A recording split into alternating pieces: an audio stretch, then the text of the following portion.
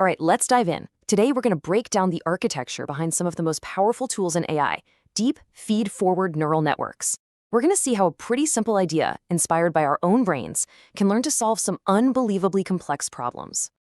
So, what's the connection? Well, the common thread is this remarkable technology that learns from data in a way that's totally inspired by how our own minds work. The answer, of course, is neural networks, and today we're going to get right into how they actually do what they do. Okay, so to get a handle on these huge, sometimes intimidating systems, we've got to start small. We have to start with the single, fundamental unit that makes it all possible: the artificial neuron. So, what is a neural network really? At its heart, it's a model built from these interconnected nodes.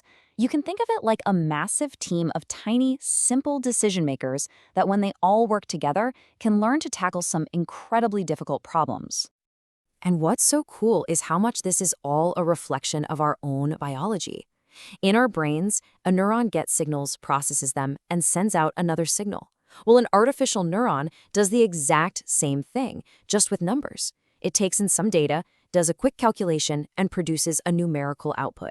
It's a beautifully simple idea, but unbelievably powerful. Okay, so we've got our basic building block, right? But honestly, one neuron by itself can't do much.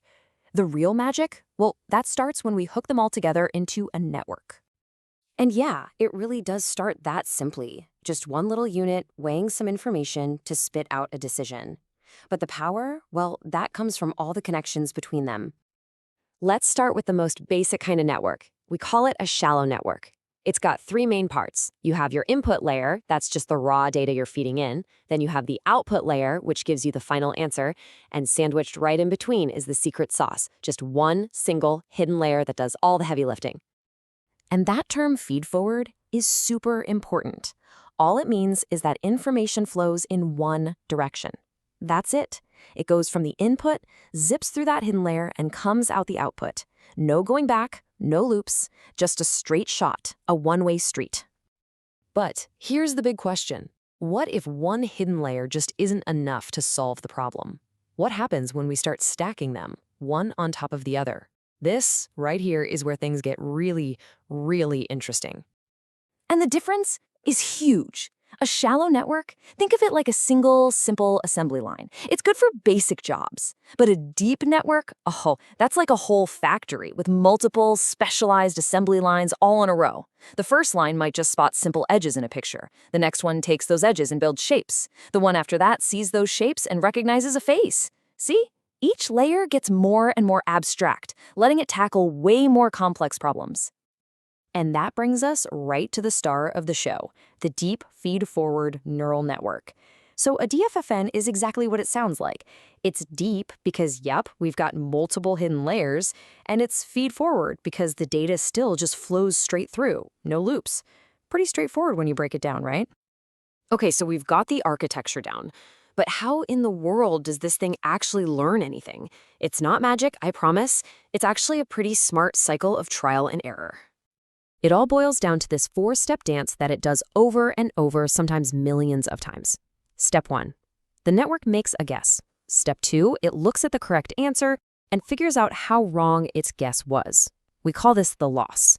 Step 3, and this is the absolute key to learning, it works backwards through the network to figure out which connections were most to blame for the mistake. That's backpropagation. And finally, step 4, it just slightly adjusts those connections so that the next time, its guess will be a tiny bit better. Okay, I know that sounds a little abstract, so let's make it real. Let's use a classic example. How does a network learn to tell if an email is spam? First things first, a computer can't read words like free or win. It only speaks in numbers. So we have to translate. We create what's called a feature vector. It's simple. Does the email have the word free? Yes. Okay, that's a 1. Does it have win? Nope, that's a 0. How about offer? Yep, that's a 1. So our input for the network is just this list of numbers, 1, 0, 1. Now that input 1, 0, 1 gets sent to the first neuron in our hidden layer. This neuron has its own set of weights. Think of them as knobs that control how important each input is. It multiplies each input by its weight and then adds it all up. In this case, that calculation gives us a score of 0.8. So we have this number, 0.8. But the neuron doesn't just pass that along. It runs it through something called an activation function. This is like a gatekeeper. A really common one has a super simple rule. If the number is positive, let it through. If it's negative, make it 0. Since our 0.8 is positive, it passes right on through. Now, you have to imagine that same process, that multiplication and activation, happening over and over again for every neuron in every single layer. The output of one layer becomes the input for the next. It's like a cascade of calculations. And after all of that ripples through the entire network, we get one final number at the end. For our spam email, let's say that final score is 0.636. All right, decision time. We just need a simple rule, like a threshold. Let's see if the score is above 0.5, we'll call it spam. Well, 0.636 is definitely bigger than 0.5, so the network's verdict is spam. But what if it got it wrong? That mistake is the most important part. It triggers the whole learning process, backpropagation, to kick in and adjust all those internal weights. Okay, let's zoom back out from the nitty-gritty. We've seen how they're built and how they learn. So where are you actually seeing these DFFNs in the real world? Honestly, they are everywhere. They're the magic behind your phone's photo app that recognizes your friends' faces. They're what allows companies to analyze thousands of product reviews and understand the sentiment. They are a crucial part of how self-driving cars process all that sensor data to make split-second decisions. And they're even in hospitals, helping doctors spot diseases in medical scans. But, it's not a silver bullet. There are trade-offs. The huge advantage is that these things can model incredibly complex, messy, real-world patterns. But that power comes at a cost. They can be incredibly hungry for data and computing power. And they have this big challenge called the black box problem.